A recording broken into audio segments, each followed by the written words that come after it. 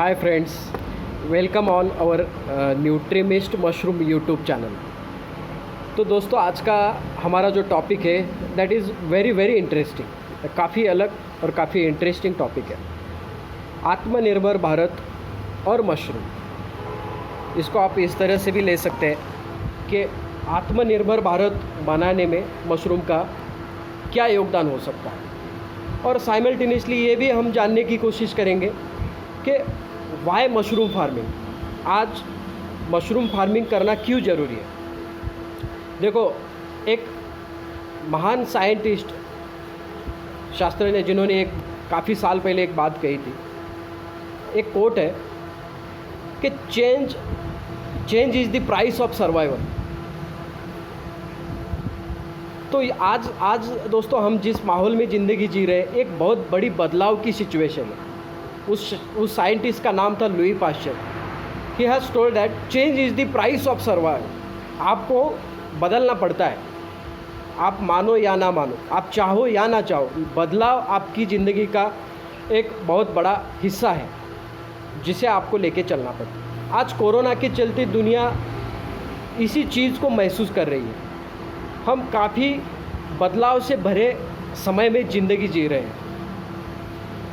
ये हो सकती है बहुत चैलेंजेस से भरी हुई ज़िंदगी है, बिल्कुल है, लेकिन कई ज़्यादा इससे अपॉर्चुनिटीज़ भी क्रिएट होने वाली है। हमारे पास कई अवसर भी है। तो आत्मनिर्भर बनना ये इसी बदलाव का एक हिस्सा है। तो दोस्तों, मशरूम फार्मिंग, आज कई युवा मुझे फ़ोन करते हैं और जानने की कोशिश करते हैं कि मशरूम फार्मिंग करना उचित रहेगा, फ़ायदे का सौदा रहेगा, या इसमें कौन सी तकलीफ़ें, जो भी है।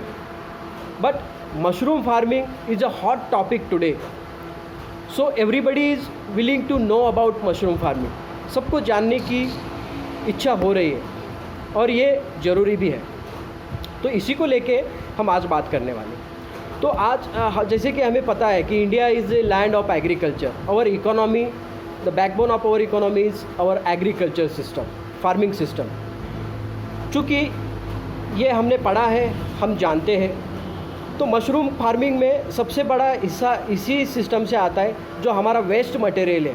Is a best out of the waste, on that concept mushroom farming based. तो एग्रीकल्चरल वेस्ट मटेरियल जो भी है, हॉर्टिकल्चरल वेस्ट मटेरियल, हमारे कंट्री में मिलियंस ऑफ मेट्रिक टन्स तक का भूसा हमारे पास वेस्ट के तौर पे है, और this is a raw material for our mushroom farming. ये हमारे मशरूम फार्मिंग में इज़ अ रॉ मटेरियल।